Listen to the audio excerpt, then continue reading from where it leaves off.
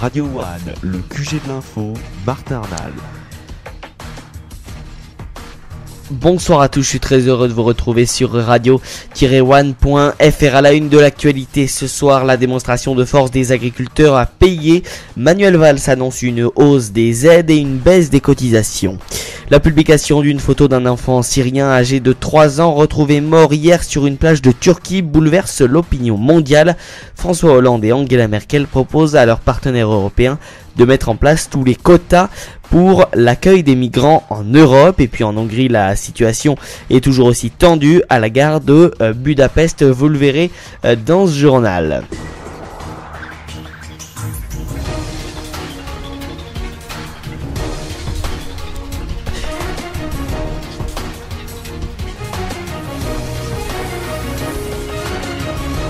Le QG de l'info. Mais tout d'abord, donc, l'agriculture et le Premier ministre voulaient apaiser la colère des agriculteurs montés à Paris ce jeudi. Et dans un discours prononcé à Matignon à l'issue d'une réunion avec les principaux représentants syndicaux de la filière agricole, Manuel Valls leur a adressé un message d'amour et annoncé une série de mesures. Le Premier ministre a annoncé donc de nouvelles mesures de soutien économique, principalement pour l'aide à l'investissement. Tout d'abord, les aides versées par l'État, les régions et l'Union européenne vont passer à 350 millions d'euros par an et pendant 3 ans. Les prises en charge d'intérêts d'emprunt vont être doublées, les prises en charge de cotisations sociales vont être triplées et enfin, un alignement de la cotisation maladie sur le régime des indépendants permettra de réduire les charges sociales agricoles de 50 millions d'euros. Et comme le demandaient les syndicats, une année blanche sur les dettes bancaire et rallonge financière sera proposée à tous les agriculteurs en difficulté. Aucune nouvelle norme, notamment environnementale, ne sera cette fois-ci adoptée jusqu'en février prochain. Après cette date, les agriculteurs seront associés à la définition des mesures de défense de l'environnement. Xavier Belin, le président de la FNSEA, est revenu très vite place de la Nation pour annoncer lui-même ces mesures négociées avec l'exécutif. Écoutez ses premières réactions. Tout n'est pas réglé, mais votre mobilisation aujourd'hui, elle a permis de franchir un grand pas. Elle a permis d'obtenir des mesures concrètes. Prenons acte de l'engagement du Premier ministre. Je vous le dis, s'il vous plaît, personne à ce micro aujourd'hui n'a considéré que c'était un chèque en blanc. Je le sais mieux que quiconque. On aime bien critiquer la FNSEA et parfois même les jeunes agriculteurs. La critique est facile. Je comprends aujourd'hui que l'attente est grande et que bien sûr, nous ne pouvons pas obtenir la totalité de nos demandes. Mais je vous demande aujourd'hui de bien prendre en compte ce qui a été annoncé. Merci à vous tous, mais nous restons mobilisés. L'action ne s'arrête pas aujourd'hui. Voilà, et donc certains agriculteurs ont affirmé vouloir rester à Paris ce soir pour faire entendre leur colère au gouvernement, même si à cette heure-ci, la manifestation s'est peu à peu effritée dans la capitale. C'est la photo du jour, l'image qui s'impose à la une de toute la presse européenne ce jeudi, celle d'un enfant syrien mort noyé au cours de sa traversée vers l'Europe. Seuls les quotidiens français ne l'ont pas publié, un fait très surprenant pour l'ensemble des rédacteurs en chef des journaux européens. Et justement, aura-t-il fallu cette macabre photo de cet enfant syrien retrouvé noyé pour que l'opinion internationale bouge enfin, l'opinion internationale européenne et française, puisque on a appris en tout cas à la mi-journée que François Hollande s'était entretenu avec la chancelière allemande Angela Merkel et avec le premier ministre luxembourgeois Xavier Bettel qui préside en ce moment l'Union européenne. Pour parler de quoi? Eh bien d'initiatives en faveur des migrants. D'autres entretiens sont d'ailleurs prévus avec le président du Conseil européen et le président turc. Très concrètement donc, l'Elysée a fait savoir que le président français et la chancelière allemande avaient décidé de transmettre dès aujourd'hui des propositions communes pour organiser l'accueil des réfugiés et une répartition équitable en Europe. Écoutez justement François Hollande qui réagit à cette publication de photos et à cette alliance avec Angela Merkel. Si l'image fait le tour du monde, elle doit aussi faire le tour des responsabilités. J'ai eu avec plusieurs chefs d'État et de gouvernement plusieurs échanges. J'ai eu avec la chancelière Merkel, déjà depuis plusieurs jours, la volonté de prendre une initiative. Parmi les mesures que nous préconisons, il y a des centres d'enregistrement pour que nous puissions accueillir les réfugiés. Et puis enfin, il faudra répartir ces demandeurs d'asile. Je parle de ceux qui viennent de Syrie notamment. Et nous avons proposé, avec la chancelière Merkel, un mécanisme permanent et obligatoire. Aujourd'hui, ce qui a été engagé ne suffit plus et qu'il y a des pays qui ne répondent pas à leurs obligations morales, alors il faudra aller plus loin. Je ne voudrais pas qu'on en reste au registre simplement de l'émotion. Oui, l'onde de choc continue de se propager pour l'instant au-delà des frontières. Très offensif, le président turc a accusé les pays européens d'avoir transformé la Méditerranée en un cimetière de migrants. Ces pays, ajoute-t-il, partagent la responsabilité de chaque réfugié mort. Autre voix plus policier, celle de Matteo Renzi, le chef du gouvernement italien, qui estime à son tour que l'Europe ne peut pas seulement s'émouvoir, elle doit aussi se bouger. Et dans le même temps, des migrants ont refusé de descendre d'un train qui les a menés dans un camp de réfugiés en Hongrie. Initialement, le convoi devait les conduire à la frontière autrichienne, mais les autorités hongroises l'ont détourné vers un camp proche de Budapest. La police qui a évacué la gare où se trouve ce train. Et à noter que l'Obs, l'ancien journal Le Nouvel Observateur, publie ce jeudi matin 4 unes différentes avec un même titre, J'ai été migrant. L'hebdomadaire publie une série de témoignages de réfugiés qui se sont intégrés dans la société française. Là aussi, c'est une manière de prendre le sujet à bras-le-corps sur la question migratoire. Quant à la presse internationale, elle dépasse aujourd'hui le simple rôle d'observateur pour s'engager, dénoncer et demander aux différents gouvernements européens d'agir. Retour en France et après Vivendi, Vincent Bolloré restructure à nouveau sa filiale Canal+. En effet, le nouveau patron a officiellement pris ce jeudi la tête du conseil de surveillance de Canal+. Il a donc dans la foulée nommé un proche à la tête du directoire, c'est Jean-Christophe Thierry, jusqu'à présent président de Bolloré Média, qui publie entre autres le quotidien gratuit Direct Matin et également à la tête de l'institut de sondage CSA. Bertrand Méheux, président du directoire de Canal depuis 13 ans, a été chaleureusement remercié pour avoir opéré le spectaculaire redressement et transformé l'entreprise pour en faire le premier groupe de médias français leader dans ses métiers, télévision et cinéma. Bertrand Méheux ne quitte, cela dit, pas le groupe. Il conseillera Vincent Bolloré sur les importants développements que Vivendi souhaite voir réalisés par le groupe Canal+. Et si Vincent Bolloré a pris aujourd'hui le contrôle effectif de la chaîne, une première reprise en main avait eu lieu au début de l'été, en juillet, avec les départs du directeur général Rodolphe Belmer, remplacé par Maxime Saada, et Dara Aprikian, patron des chaînes en clair de D8, D17 et iTélé. Eh bien, cette semaine, Vincent Bolloré a décidé de changer le nom de ces trois chaînes en clair, D8, D17 et iTélé, pour les remplacer tout simplement par C8, C17 et CNews. C'est pour Canal, vous l'avez bien évidemment deviné. La SNCF, quant à elle, mise beaucoup sur le low cost. Elle a ainsi décidé de regrouper toutes ses offres sous une seule et même marque, #oui. Cela comprend le service d'autocar longue distance de la SNCF, anciennement Idébus, qui est nommé Ouibus, ainsi que les TGV à bas coût Ouigo, lancés en avril 2013. Le tout doit former l'offre moins chère, plus digitale de l'entreprise ferroviaire. Dans le commerce, c'est bien connu dans le milieu, pour avoir une aura nationale, il faut avoir son magasin à Paris, et c'est ce qu'a compris Boulanger, qui a inauguré ce mercredi son tout premier point de vente dans la capitale. Après une vaine tentative dans les années 80, l'enseigne nordiste, qui appartient à la Galaxie Mullier, s'installe donc dans le 9e au 30 boulevard des Capucines, juste à côté de la salle de concert de l'Olympia, à la place d'un ancien habitat.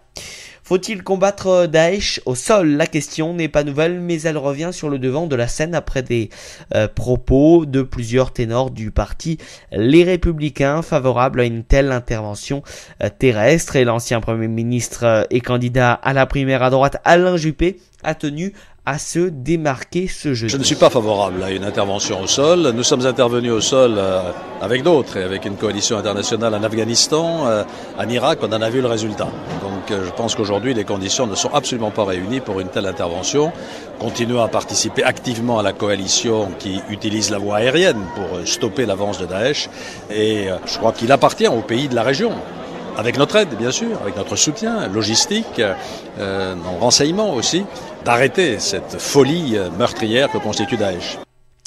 Les sports à présent, et Christopher Froome a annoncé ce jeudi qu'il ne prendrait pas le départ de la 12e étape de la Vuelta.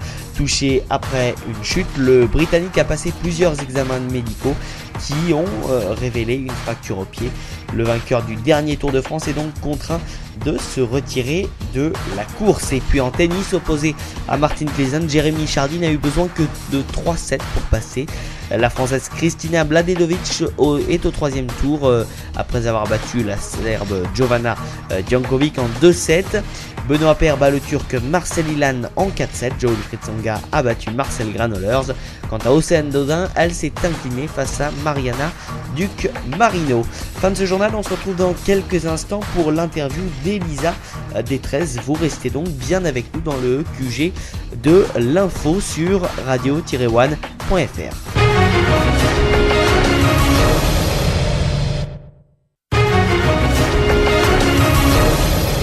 Devenir touriste professionnel, c'est le rêve de plus d'un, un rêve qui demande tout de même beaucoup de travail et c'est ce que nous allons voir aujourd'hui avec Elisa Détresse. Bonjour. Oui, bonjour Martin. Bonjour à tous. Alors tu es actuellement âgé de 30 ans et tu es aujourd'hui photographe professionnel pour le réseau social destiné aux photos Instagram. On va revenir sur Instagram tout à l'heure, hein, mais avant cela revenons sur ce qui t'a donné envie de poster chaque jour des photos de rêve sur internet. C'est le concours du meilleur job du monde que tu as décroché il y a 2 ans. Raconte-nous justement oui. ce concours. Alors oui, c'est vrai qu'en fait moi mon profil est un petit peu atypique, si on peut dire. En fait, il y a 2 ans, j'ai découvert sur les réseaux sociaux un concours qui était quand même assez exceptionnel. Donc, c'était en fait pour remporter le meilleur job du monde en Australie. Et il s'agissait d'un contrat de 6 mois rémunéré $100,000. Donc, ça fait à peu près 80 000 €. Et c'était pour vanter les mérites de l'Australie, faire la communication sur la beauté du pays. Donc c'était dans la région de la Grande Barrière de Corail, c'est dans le nord-est de l'Australie, c'était le Queensland. Et pour décrocher ce job, il m'a fallu 3 mois de travail et de créativité, d'originalité, vraiment plein d'idées pour attirer l'attention du tourisme australien. Et parmi 330 000 candidats venus du monde entier, j'ai eu la chance de gagner. Donc c'était vraiment une chance incroyable, une opportunité folle. Et en fait, on s'est envolé avec mon compagnon Maxime et on a fait tous les deux le meilleur job du monde pendant 6 mois. Ensuite, on est resté 1 an en Australie avec un visa vacances-travail. Et c'est en Australie qu'on a vraiment découvert le réseau social en fait Instagram. Et c'est celui qui nous a le plus plu pendant notre mission sur place. Donc, on a aussi rédigé un blog qui s'appelle elisathebestjobintheworld.com. Donc là, il y a plein d'infos sur l'Australie avec des vidéos, etc. Et puis donc, toute cette aventure, nous a changé notre vie et on a décidé de continuer à faire de la promotion touristique sur les réseaux sociaux et les blogs. Puisqu'aujourd'hui, les gens veulent voir des expériences authentiques, des vraies personnes qui voyagent. On fait plus confiance, on fait plus confiance à quelqu'un de la famille, un ami ou à un blogueur qu'à une brochure touristique où tout semble parfait. Oui. Et en fait, c'est un constat qu'on a fait sur place. En fait, si le tourisme australien a réussi à mettre autant d'argent dans une campagne marketing, pour justement dégoter des personnes réelles, authentiques. Moi, j'étais pas du tout blogueuse avant. Je travaillais dans un bureau, personne vraiment lambda. Donc, je me suis dit, s'ils arrivent à payer autant de sous quelqu'un comme ça pour faire ça, c'est qu'il y a vraiment un marché derrière et que c'est important. Et on a été de plus en plus suivis pendant notre voyage en Australie. Donc, on a grandi une grande communauté sur la toile. Et puis aujourd'hui, on en fait notre métier avec Maxime, donc mon compagnon. Oui, tout à fait, puisque voilà. vous êtes deux Oui. à prendre ces photos. Qu'est-ce qui vous a justement donné à toi et à Maxime cette envie de postuler à ce concours Tout simplement, en fait, au départ, c'est moi qui l'ai vu. J'étais un matin, je regardais. Ça faisait forcément rêver. Enfin, l'Australie a fait une très très belle communication sur l'opération. On aller chercher 6 candidats, 6 meilleurs jobs du monde dans le pays, chacun dans une région de rêve. L'Australie, ça fait quand même rêver énormément de gens. Il y a plus de 25 000 jeunes Français entre 18 à 30 ans qui partent chaque année dans le pays avec un visa vacances-travail. Et c'est vrai que juste à la lecture de la mission, il m'en fallait pas plus pour être ultra motivée. Mais comme je le disais, ça a vraiment été un long processus. Il y a des gens aujourd'hui qui me disent « Ah, t'as été chanceuse ». Mais en fait, c'était de la chance, certes, mais c'était énormément de travail. C'était vraiment 6 mois intensifs. 3 mois, voilà. 3 mois à démarcher en fait toute la presse au niveau local, régional, national, télé, presse écrite, enfin tout ce qu'on pouvait imaginer. En fait, aussi animer, créer des profils sur tous les réseaux sociaux. Faire des vidéos, rendre des documents bien spécifiques au tourisme australien pour qu'ils puissent faire leur tri. Et en fait, nous, ce qui nous a vraiment aidé, c'est la première vidéo de candidature. C'était 30 secondes en anglais où il fallait dire en quoi on était le meilleur candidat. Et c'est vrai que la vidéo a fait un beau buzz. Sur YouTube, elle a très bien marché. Et puis, en fait, elle a été partagée par l'Australie pour la communication autour du concours. Donc, on passait dans les informations en Chine, aux États-Unis. À chaque fois qu'ils parlaient du meilleur job du monde, pour dire aux gens de postuler, il y avait notre vidéo qui passait en fond. Et oui. Donc, ça a vraiment, ça a attiré leur attention. C'est une vidéo très dynamique en stop motion. Et c'est vrai que c'est grâce à ça, quand même, qu'on a monté après toutes les étapes, quoi. Mais c'était une aventure, inoubliable. Et donc, vous êtes rentrés tous les deux d'Australie l'an dernier. Et là, vous vous êtes dit qu'il fallait... On est rentré en décembre 2014. Ouais. On est resté même un peu plus d'1 an en Australie et après on a fait l'Indonésie. On s'est arrêté un peu en chemin. Tout le côté là-bas. Et voilà, tout le monde nous a dit le retour pas trop difficile. En fait, on n'a pas trop eu le temps non plus de réaliser encore qu'on était rentré. Bien sûr, si, parce que c'est pas le même climat, il y a plein de choses qui manquent et qui diffèrent. Mais on s'est tout de suite lancé dans notre business. En fait, on a lancé notre structure, donc Best Jobbers. Et le temps de définir vraiment nos services, nos tarifs, nos clients, enfin ça prend quand même pas mal de temps. On a lancé un nouveau blog aussi plus généraliste, donc pas spécialisé sur le pays Australie, mais l'ensemble de nos aventures, qui s'appelle Best Jobber Blog. Et en fait, du coup, tout ça prend du temps et ça va déjà bientôt faire 1 an et on n'arrive pas à y croire. Ça passe très vite.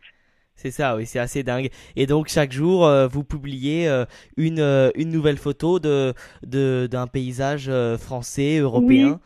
Sur le réseau Alors social. en fait, nous, on a vraiment voulu faire le choix de se spécialiser Instagram, même si on est présent sur Facebook, Twitter et d'autres, Snapchat et autres. Mais en fait, Instagram, comme je disais, c'est celui qu'on préfère. C'est vraiment l'outil visuel. C'est une belle vitrine pour son travail de photographe. Et puis pour montrer un petit peu toutes ces aventures au quotidien. Donc nous, on fait le choix de poster 2 fois par jour à peu près 2 photos qu'on publie.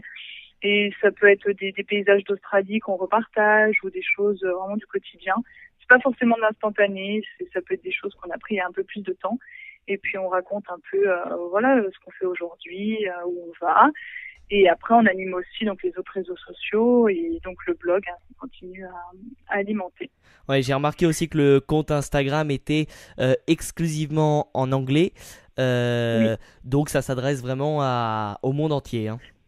Oui, alors la force d'Instagram, c'est vraiment qu'on peut toucher des gens dans le monde entier. Donc bien sûr Facebook et autres, c'est vrai que c'est pareil. Mais on va dire qu'Instagram, comme c'est un outil très très visuel, ça fait tomber un peu la barrière linguistique. Il y a des gens, ils vont aimer votre photo alors qu'ils se trouvent à Hong Kong ou qu'ils sont au Costa Rica. Enfin ils vont déjà liker la photo avant de regarder le texte. Donc que ce soit en anglais, en français, les gens en fait ils veulent voir l'image. Et c'est vrai que ça permet vraiment aussi de créer des amitiés avec des gens de très très loin. Et puis aussi de se rencontrer au cours de rencontres Instagram, qu'ils appellent les Instamites. Donc ça, c'est des rencontres très conviviales et qu'il y a dans le monde entier, en général le week-end. Et c'est des gens qui se retrouvent pour partager leur passion de la photo, prendre des photos ensemble. Donc on a eu l'occasion d'en faire plusieurs à Paris. Là, on organise un Insta Meet samedi prochain, donc le 5 septembre, sur la Côte d'Azur, à Saint-Raphaël. Donc voilà, il y en a qui se passent tout le temps, quoi, dans le monde entier. C'est vraiment une communauté très très sympa en fait. Et est-ce que au jour d'aujourd'hui, par le biais d'Instagram, tu peux te dire gagner ta vie? Alors, ce que je voudrais préciser, c'est vrai que c'est pas non plus ouvert à tout le monde. Il y en a qui peuvent écouter, qui vont se dire ah bah super, j'arrête mon boulot, je vais devenir Instagrammeur, Instagrammeuse. Oui, en fait, beaucoup, c'est finalement. Voilà, il y en a pas beaucoup. Ça peut prendre beaucoup de temps pour construire une vraie communauté fidèle, gagner des followers, mais aussi avoir vraiment un lien avec. Et puis après, on gagne pas sa vie qu'avec Instagram du tout, à moins d'avoir des millions d'abonnés. Voilà, donc aujourd'hui, on a un peu plus de 60 000 abonnés. C'est pas du tout ça qui nous donne non plus à manger tous les jours. En fait, nous, on propose des services annexes, donc de photographie professionnelle, de vidéo. On fait du conseil en réseaux sociaux. On va monter des campagnes digitales. Donc, on fait plusieurs choses, en fait. C'est vraiment pas juste de poster une photo sur Instagram qui va nous rapporter de l'argent à la fin du mois, en fait. Donc ça, c'est vraiment important à préciser. C'est ça, vous avez lancé votre propre entreprise avec Maxime Oui, voilà. Mais c'est vraiment juste avec le compte Instagram, aujourd'hui, il n'est pas assez influent pour pouvoir en vivre pleinement. Après, voilà, il faudrait avoir vraiment beaucoup plus. Oui, c'est Mais sûr. bon. C'est sûr. Et donc aujourd'hui, toi, tu es diplômé Sciences Po Lyon, en plus d'un master de management touristique à la Sorbonne. Ça aussi, ça te permet justement d'avancer et de créer autre chose que Instagram, ce qui pourra t'aider dans le futur notamment. Oui, bien sûr. En fait, les études, c'est toujours un bon bagage et notamment mon master en management touristique en fait et marketing, ça aide beaucoup pour justement parler aux clients, monter des campagnes comme j'expliquais. Donc on démarche des offices de tourisme d'un pays ou d'une région, on leur explique notre démarche, que c'est vraiment important aujourd'hui d'être présent sur le web et de travailler avec des blogueurs, des Instagrammeurs. Donc on fait des workshops, on monte des idées de projets pour parler de leur région ou de leur pays. Et tout ça, c'est vrai que ça serait un peu moins possible si j'avais pas forcément le bagage marketing, touristique, Sorbonne, etc. quoi. Ça m'aide énormément, c'est sûr. Et dans le futur, continuer à être présent sur Instagram ou Alors dans le futur, de toute façon, Instagram cartonne tellement aux États-Unis, en Australie, des pays anglophones en général. La France a un gros retard. Je ne saurais pas estimer le nombre de mois, voire d'années de retard, mais bon, donc il y a encore de belles années devant, en France en tout cas. Et ensuite, on est toujours à la veille de nouveaux réseaux sociaux il y a Snapchat là, qui prend pas mal d'ampleur, mais c'est pas non plus la même utilité, c'est pas le même usage. Mais on surveille et puis on essaie d'être présent un petit peu là où il faut et puis après d'évoluer aussi avec la société, quoi. Faut toujours être à l'écoute. Qui bouge beaucoup. Voilà. On rappelle donc le compte Instagram d'Elisa, Elisa Park Ranger, c'est bien cela? Oui, parce qu'en fait, pendant le meilleur job du monde, j'étais devenue un park ranger. Donc, on travaillait dans les parcs nationaux à la rencontre des animaux sauvages les plus dingues, et puis on protégeait la nature. Donc, voilà d'où l'origine de mon nom sur Instagram, parce que beaucoup se questionnent. Et on vous retrouve également sur votre site internet. Voilà, Best Jobber Blog, et comme ça, vous avez les dernières aventures, les conseils, etc. Elisa Détrez, merci beaucoup d'avoir été avec nous et on souhaite longue vie à bestjobberblog.com et à votre compte Instagram. Merci beaucoup pour l'appel et puis à bientôt. Oui, à très bientôt Elisa, et c'est au travers de cette interview que nous refermons cette édition du QG de l'info. Merci à tous et toutes de nous avoir suivis et rendez-vous demain pour de nouvelles actualités. Bonne soirée à tous. Le QG de l'info.